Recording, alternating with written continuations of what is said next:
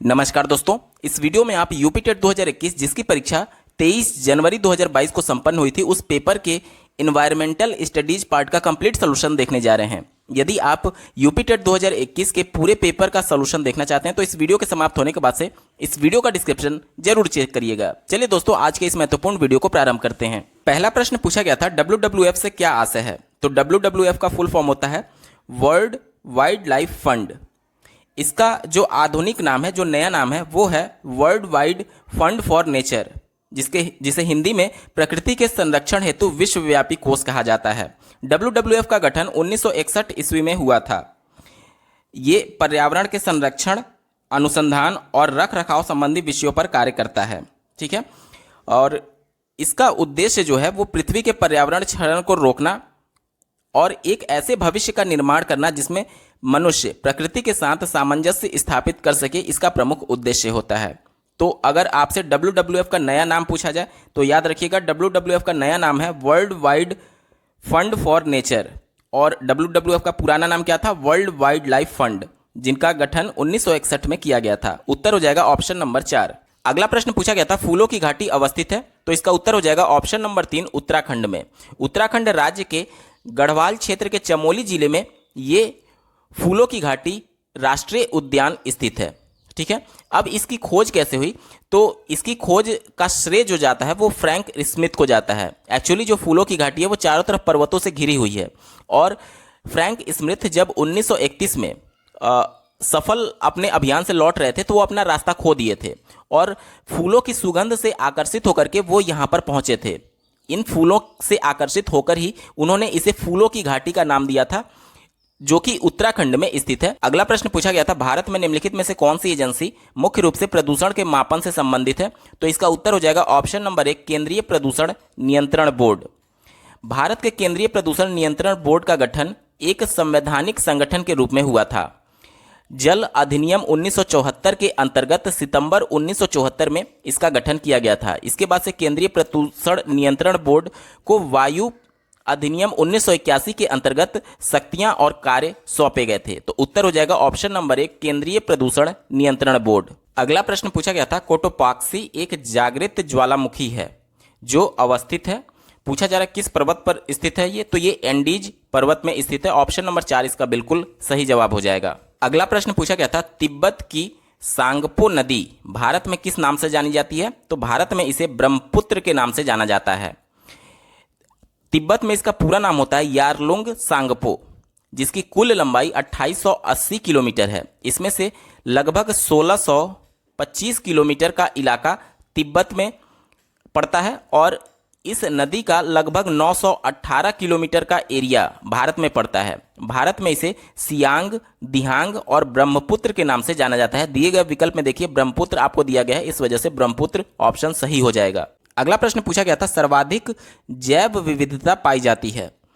तो यहाँ पर थोड़ा सा आप समझ लीजिए, जैव विविधता क्या होता है कि भिन्न भिन्न जातियों का एक जगह पर बहुलता मात्रा में पाए जाने के अध्ययन को ही जैव विविधता कहा जाता है। ठीक है, और सबसे ज़्यादा भारत में पूछा जा रहा है। देखिए, जैव विविधता के लिए 2 शर्तें होती हैं कि वहाँ पर टेम्परेचर सबसे ज़्यादा होना चाहिए और जब टेम्परेचर ज़्यादा होगा तो निश्चित तौर पर वाष्पीकरण ज़्यादा होगा और ऑटोमेटिक वहाँ पर वर्षा भी ज़्यादा होगा। तो ऐसा क्षेत्र जहाँ पर तापमान साल भर सबसे ज़्यादा रहे और वहाँ पर वर्षा भी सर्वाधिक हो, वहाँ पर जैव विविधता सर्वाधिक होता है। अब अगर आप पृथ्वी का यहाँ पर देखेंगे तो यहाँ पर जो भूमध्य रेखा है, 0 डिग्री अक्षांश रेखा, यहाँ पर साल भर जो सूर्य की किरणें हैं वो बिल्कुल सीधी पड़ती हैं। ठीक है, और इसके बाद से आप ऊपर उत्तरी गोलार्ध में जाएंगे 23.5 डिग्री और नीचे दक्षिणी गोलार्ध में 23.5 डिग्री जाएंगे तो ये ऊपर वाला होता है कर्क रेखा और नीचे वाला होता है मकर रेखा।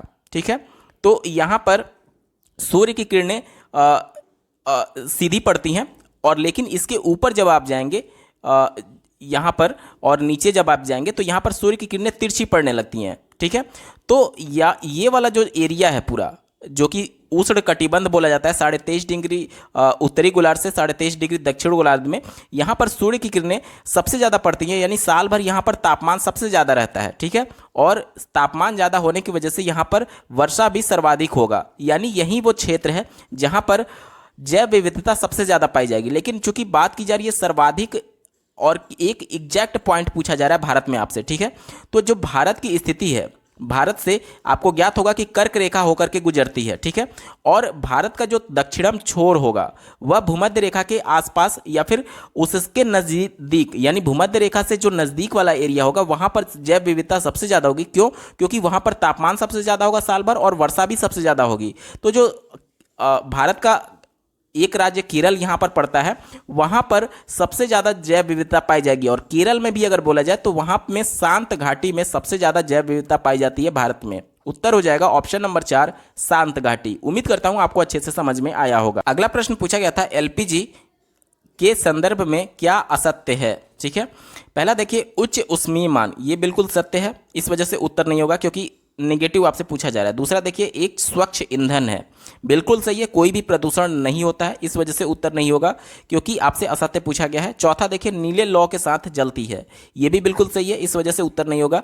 एक ही विकल्प बचा ऑप्शन नंबर 3 मीथेन उत्सर्जन करने वाला, ये आपका बिल्कुल सही होगा क्योंकि एलपीजी कोई भी मीथेन गैस उत्सर्जन नहीं करता है। चूंकि प्रश्न में आपसे असत्य पूछा गया था, इस वजह से ऑप्शन नंबर 3 इसका बिल्कुल सही जवाब हो जाएगा। अगला प्रश्न पूछा गया था पारिस्थितिकी तंत्र के घटक हैं, यानी किन किन चीज़ों से मिलकर के पारिस्थितिकी तंत्र बनता है। तो देखिए आप अपने वातावरण में देखेंगे तो सिर्फ 2 ही प्रकार के चीज़ मिलेंगे, एक तो जीवित और दूसरा अजीवित। तो जीवित को हम लोग जैविक बोलते हैं और अजीवित को अजैविक पदार्थ बोला जाता है। यहाँ पर देख लीजिए जैविक में आपके जीव जंतु भी आ जाएंगे और पेड़ पौधे भी आ जाएंगे, ठीक है। और अजैविक में ऐसे चीज़ जो कि प्रकृति के द्वारा बनाए गए हैं या फिर मानव निर्मित है और जिसमें जीवन नहीं है, जैसे कि पर्वत हो गया, वायु हो गया, मिट्टी हो गया, ये सभी जीवित नहीं है, तो ये सभी अजैविक हो जाएंगे, ठीक है। और मानव निर्मित के अंतर्गत अगर देखा जाए तो टेबल हो गया, कुर्सी हो गया, मकान हो गया, ये सभी अजैविक घटक के अंतर्गत आते हैं, ठीक है। तो यहाँ पर आप देखेंगे तो पारिस्थितिकी तंत्र के घटक में जैविक और अजैविक घटक हो जाएंगे। ऑप्शन नंबर 1 इसका बिल्कुल सही जवाब हो जाएगा। यहाँ पर दूसरा विकल्प आप देखेंगे तो पौधे और जंतु दिया गया है जो कि केवल जैविक घटक होते हैं, इस वजह से आपका उत्तर नहीं होगा। तीसरा देखिए उत्पादक, उपभोक्ता एवं अपघटक, ये तीनों जीवित हैं, उत्पादक भी जीवित है, उपभोक्ता भी जीवित है और अपघटक भी जीवित है। लेकिन यहाँ पर आप देखेंगे अजैविक घटक को छोड़ दिया गया है, इस वजह से ये उत्तर नहीं हो सकता। चौथा देखिए उत्पादक एवं उपभोक्ता, ये दोनों जीवित है, अजैविक घटक को छोड़ दिया गया, इस वजह से उत्तर नहीं होगा। एक ही विकल्प बचा ऑप्शन नंबर 1 इसका बिल्कुल सही जवाब हो जाएगा। अगला प्रश्न पूछा गया था मकर रेखा है। जैसा कि हमने अभी देखा कि पृथ्वी पर जो पृथ्वी को बीचों बीच से काटती हुई रेखा जाती है, अक्षांश रेखा, उसे हम लोग विषुवत रेखा या फिर भूमध्य रेखा बोला जाता है। और चूंकि ये रेखा इस पूरे गोले को 2 बराबर भागों में बांट रही है, इसे गोलार्ध बोला जाता है, यानी आधा गोला। ऊपर वाले को उत्तरी गोलार्ध और नीचे वाले को दक्षिणी गोलार्ध बोला जाता है, ठीक है। और दक्षिणी गोलार्ध में देखिए नीचे वाले में जो 23.5 डिग्री अक्षांश रेखा होती है, 23.5 डिग्री जो अक्षांश रेखा होती है दक्षिणी गोलार्ध में, इसे हम लोग मकर रेखा बोलते हैं। और उत्तरी गोलार्ध में जो 23.5 डिग्री अक्षांश रेखा होती है उसे कर्क रेखा बोला जाता है, ठीक है।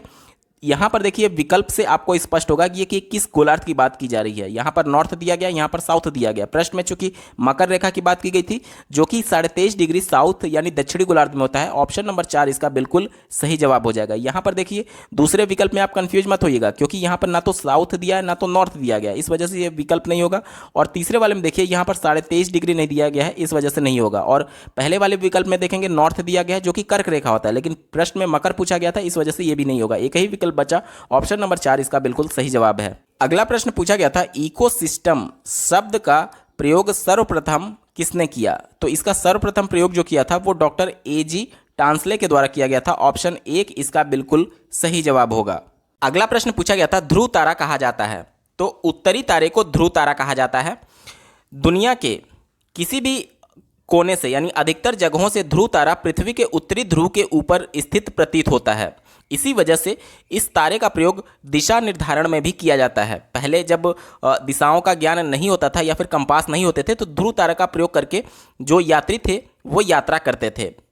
इसके अलावा आप थोड़ा सा और जान लीजिए कि जितने भी पृथ्वी के सतह से तारे, चमकीले तारे दिखते हैं, उनमें 45वां सबसे ज़्यादा रोशन ध्रुव तारा है और ये पृथ्वी से लगभग 434 प्रकाश वर्ष की दूरी पर है। प्रश्न में आपसे सिर्फ इतना पूछा गया था कि ध्रुव तारा किसे कहा जाता है, तो उत्तरी तारे को ध्रुव तारा कहा जाता है। ऑप्शन 2 इसका बिल्कुल सही जवाब हो जाएगा। अगला प्रश्न पूछा गया था भारत में प्रोजेक्ट टाइगर प्रारंभ किया गया।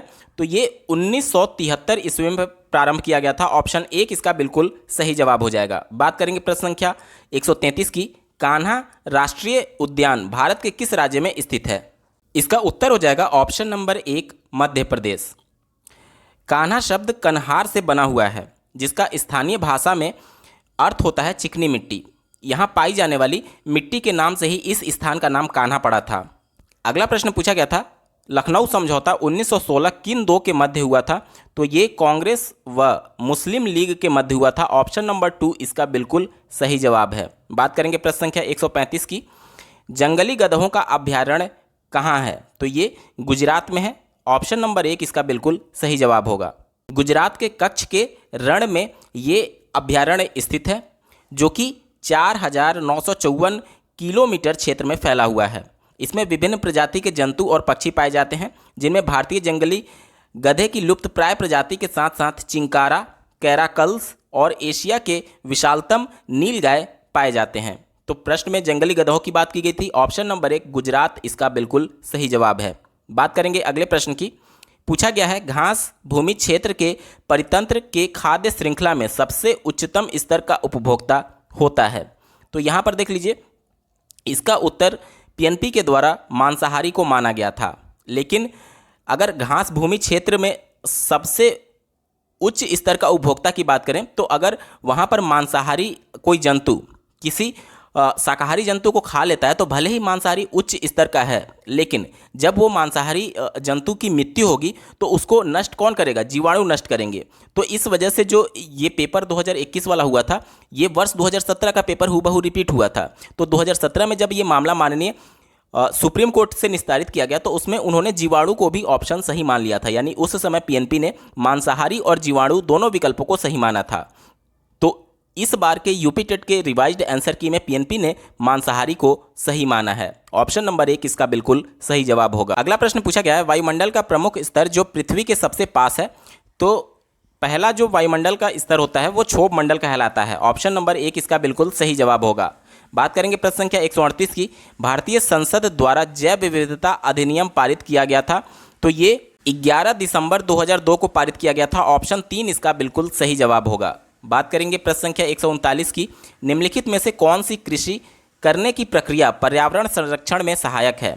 तो जैविक खेती, जिसमें जो उर्वरक होते हैं वो जैविक उर्वरक का प्रयोग किया जाता है, ताकि जो मिट्टी है वो प्रदूषित ना हो और जो एक तरीके से फसल हो रहे हैं उसमें दुष्प्रभाव ना देखने को मिले जो हमारे उर्वरक होते हैं। इस वजह से जैविक खेती जो है वह पर्यावरण संरक्षण में सबसे ज़्यादा सहायक होता है। ऑप्शन नंबर 3 इसका बिल्कुल सही जवाब हो जाएगा। अगला प्रश्न पूछा गया था, अम्लीय वर्षा संबंधित है? तो ये सल्फ्यूरिक एसिड से संबंधित है। ठीक है, ऑप्शन 1 इसका बिल्कुल सही जवाब हो जाएगा। बात करेंगे प्रश्न संख्या 141 की। कार्बन डेटिंग संदर्भित करता है? तो प्राचीन स्थलों पर मौजूद हड्डियों या सामग्रियों के आयु मापन में, यानी कि कौन सी वस्तु कितनी पुरानी है, इसका पता लगाने के लिए कार्बन डेटिंग किया जाता है। तो ऑप्शन नंबर 1 इसका बिल्कुल सही जवाब है। बात करेंगे प्रश्न संख्या 142 की। संविधान सभा ने कब राष्ट्रीय गान को अपनाया? तो 24 जनवरी सन 1950 को संविधान सभा ने राष्ट्रीय गान को अपनाया था। ऑप्शन 1 इसका बिल्कुल सही जवाब हो जाएगा। बात करेंगे अगले प्रश्न की। बायो मैग्निफिकेशन है? तो समय के साथ ऊतक में विषैले पदार्थ की बढ़ती सांद्रता, ये बायो मैग्निफिकेशन कहलाता है। ऑप्शन नंबर 2 इसका बिल्कुल सही जवाब है। अगला प्रश्न पूछा गया था, निम्नलिखित में से कौन जैव मंडल का अजैविक घटक नहीं है? सबसे पहले तो अजैविक को समझ लीजिए। तो वायुमंडल में पाए जाने वाली जो भी चीज़ें जिनमें जीवन नहीं है वो अजैविक घटक के अंतर्गत आती है। ठीक है, और उसका निर्माण प्रकृति के द्वारा होना चाहिए। अब दिए गए ऑप्शंस में देखिए, यहाँ पे प्रश्न में आपसे नहीं पूछा गया है। ठीक है, तो जो अजैविक नहीं होगा वहीं आपका उत्तर होगा। यहाँ पर देखिए, मृदा, फास्फोरस, प्रोटीन, इसमें जीवन नहीं है, तो ये अजैविक घटक हैं। ठीक है, लेकिन प्रश्न में नहीं पूछा गया, तो ऑप्शन नंबर 4 देखिए, कवक, ये जैविक घटक है ना कि अजैविक घटक है, और प्रश्न में अजैविक घटक नहीं पूछा गया था। तो ऑप्शन नंबर 4 कवक इसका बिल्कुल सही उत्तर हो जाएगा। दिए गए विकल्प में कौन सा अजैविक घटक नहीं है? तो कवक जो है वो जैविक घटक है, इस वजह से अजैविक घटक नहीं होगा। ऑप्शन 4 सही उत्तर हो जाएगा। अगला प्रश्न पूछा गया था, ग्रीन पीस इंटरनेशनल का मुख्यालय अवस्थित है? तो ये एम्स डैम में स्थित है। ऑप्शन नंबर 4 इसका बिल्कुल सही जवाब होगा। अगला प्रश्न पूछा गया था, निम्न में से कहाँ आर्सेनिक द्वारा जल प्रदूषण सर्वाधिक है, तो ये पश्चिम बंगाल में सर्वाधिक है। ऑप्शन नंबर 3 इसका बिल्कुल सही जवाब हो जाएगा। बात करेंगे प्रश्न संख्या 147 की। पूछा गया है कि भारत में पश्चिमी घाट के दक्कन शुष्क हैं, क्योंकि यहाँ पर विकल्प देखिए, पहला दिया गया है उच्च तुंगता प्रभाव से, दूसरा दिया गया है निम्न ताप प्रभाव से, तीसरा दिया गया है दाब प्रभाव से और चौथा दिया गया है रैन शेडो प्रभाव से। तो इसका सही जवाब हो जाएगा ऑप्शन नंबर 4 रैन शेडो के प्रभाव से पश्चिमी घाट में दक्कन शुष्क है। ठीक है। बात करेंगे प्रश्न संख्या 148 की। वन्य जीव सुरक्षा अधिनियम कब पारित किया गया था? तो ये 1972 में पारित किया गया था। ऑप्शन नंबर 4 इसका बिल्कुल सही जवाब हो जाएगा। बढ़ते हैं अगले प्रश्न की तरफ। अगला प्रश्न पूछा गया था, वायुमंडल की ऊपरी सीमा पर प्रति इकाई क्षेत्र में प्राप्त होने वाली सौर विकिरण क्या कहलाती है? तो इसको सौर स्थिरांक के नाम से जानते हैं। ऑप्शन नंबर 4 इसका बिल्कुल सही जवाब हो जाएगा। दोस्तों, हम लोग वीडियो के बिल्कुल अंतिम पड़ाव में आ चुके हैं। अभी तक का ये वीडियो आपको कैसा लगा कमेंट करके जरूर बताइएगा, क्योंकि आपका एक कमेंट मुझे मोटिवेट करेगा ऐसे ही महत्वपूर्ण वीडियो लाने के संदर्भ में। साथ ही यूपी टेट के पिछले 5 वर्षों में पूछे गए सभी पेपर के कंप्लीट सोल्यूशन को देखने के लिए इस वीडियो का डिस्क्रिप्शन जरूर चेक करिएगा। चलिए दोस्तों, इस पेपर के अंतिम प्रश्न की बात करते हैं। 150वां प्रश्न पूछा गया था, किस देश के संविधान से मौलिक कर्तव्य लिया गया है? तो ये USSR से लिया गया है, जिसे हम लोग रूस के नाम से जानते हैं। ठीक है। तो रूस से मौलिक कर्तव्य लिया गया है। उत्तर हो जाएगा ऑप्शन नंबर 3। दोस्तों, यहाँ पर पूरा पेपर सॉल्व हो चुका है। आपको ये वीडियो कैसा लगा कमेंट जरूर करिएगा। साथ ही 5 वर्षों के प्रीवियस पेपर के कंप्लीट सोल्यूशन को देखने के लिए इस वीडियो का डिस्क्रिप्शन जरूर चेक करिएगा। इस वीडियो को देखने के लिए आपका बहुत बहुत धन्यवाद। भगवान करे आपका दिन शुभ हो।